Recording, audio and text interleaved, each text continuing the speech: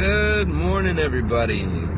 It's nice to see everyone on this Thursday morning. This last week of January. Boy, I look kind of tired today. Took a different route today. Had to drop off my daughter at Living Word. It's a really good school. And now I'm driving to SLCC. Feeling a bit under the weather. I've been kind of busy the past couple weeks, so I haven't been able to do one of these. But one of the viewers last counseling convo expressed that it would be a good topic, codependency would be a good topic to talk about. So that is the topic for today. For those of you that are wondering what route am I taking today instead of the one I usually take, which is Page, I'm on 70. During one of the worst times of the day, when it's crowded, bunched up, and not that great. But since everybody's used to kind of that bumper-to-bumper feel, it's not going to be too much of a problem. Hey, John, hey, Maria. It's good to see you. So codependency. Boy, where to start with that? Definitely multiple sides to that coin. Multiple different angles to look at, different perspectives. But let's start with the individual who is being codependent on the other person. What does that look like? What is codependency at all? How are we going to define it? Codependency is in a relationship or in other aspects of life where you're depending so much on this external thing, this external person, that you are no longer autonomous.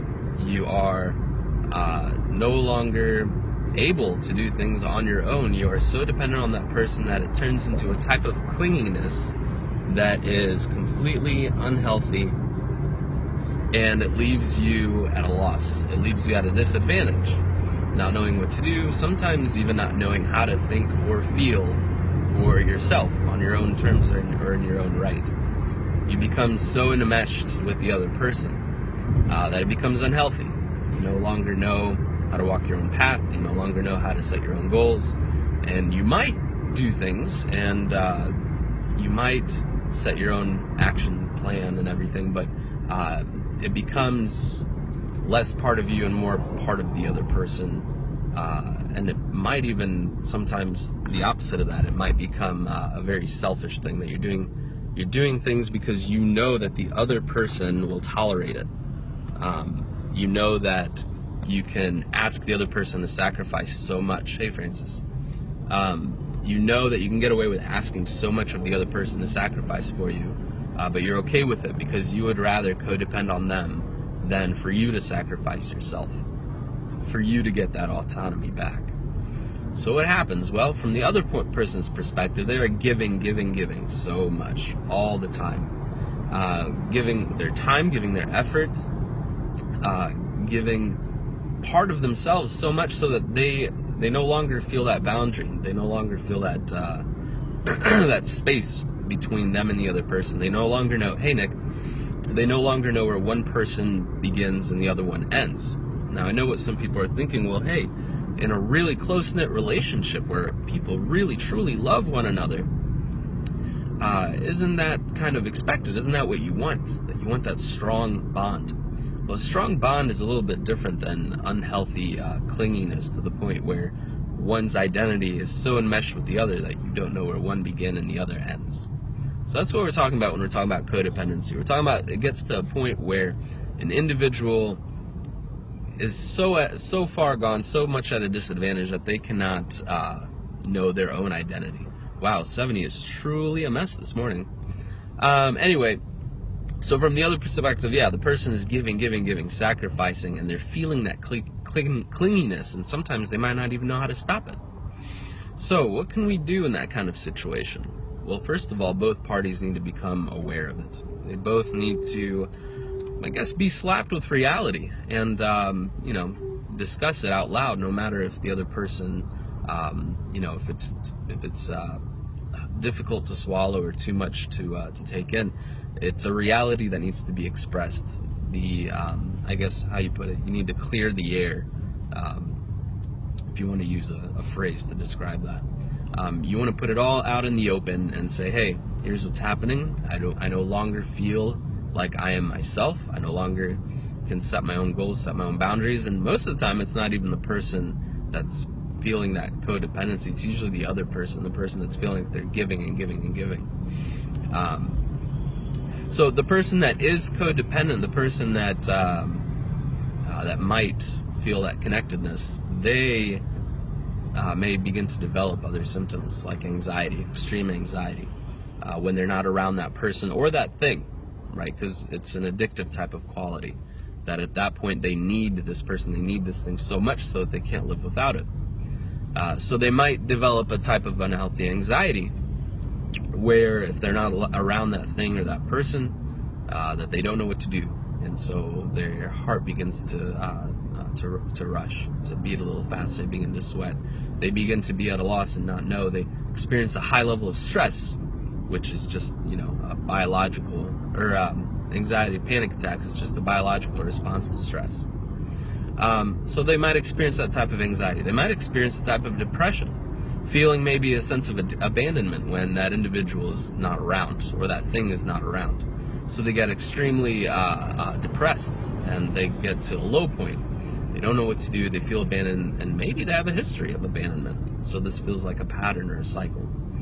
So again, our first step is to clear the air, put that out there, express, narrate, discuss it. Make it specific so it's not vague, so we know what we're swimming in and we're not confused about it. After that, it's really a working together, but with very structured definitions of identity, very structured definitions of boundaries, of, hey, here's what needs to be done, so let's maybe restructure our roles in this relationship. Let's restructure how much of ourselves we're willing to give, or we're willing to allow to receive aid in. And it becomes a dialogue. It no longer becomes, I'm telling you what to do, or this is what I'm expecting to hear from my counterpart.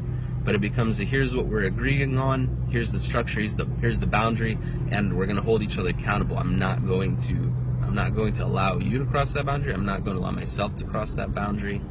And that would be a few first steps to get in that direction, to head in that right direction. There's never going to be a type of miracle pill that people might be looking for. This one thing that we need to do to make it better. It's multifactorial, it's multidimensional. The behavior, there's a root cause for it. So really that dialogue opens up the door to discussing that deeper thing that's happening. What led up to this codependency? What are the different aspects, the different variables that are leading up to this new, kind of chaotic or neurotic identity? How can we get to a stronger identity and in turn build that autonomy again? Being genuine is crucial. So with that initial dialogue, being open is so important. I'm about to cross the bridge here, looking at a Maristar. Can't believe that whole area was flooded just a few weeks ago, that it was snowing just a few days ago, and now the sun is blaring in my eyes. The weather's crazy around here. Anyway, so another aspect of the person that's giving, sometimes they might fall to the trap of being okay with it, that it somehow fulfills part of their identity as a caregiver. They become this either A, like a savior complex, or B, they might have this mentality of being a mom or a dad, that they're taking care of a child. So they might even begin clinging on to that identity piece. Again, that's why it's so important to dialogue through that and discuss it and figure out, what is this granting me? What is this granting you? Is it actually beneficial? Is it harmful? Codependency is, it's a fine line between at what point is it codependency and at what point is it just, an expression of roles, an expression of our own sense of identity. So really defining that is important.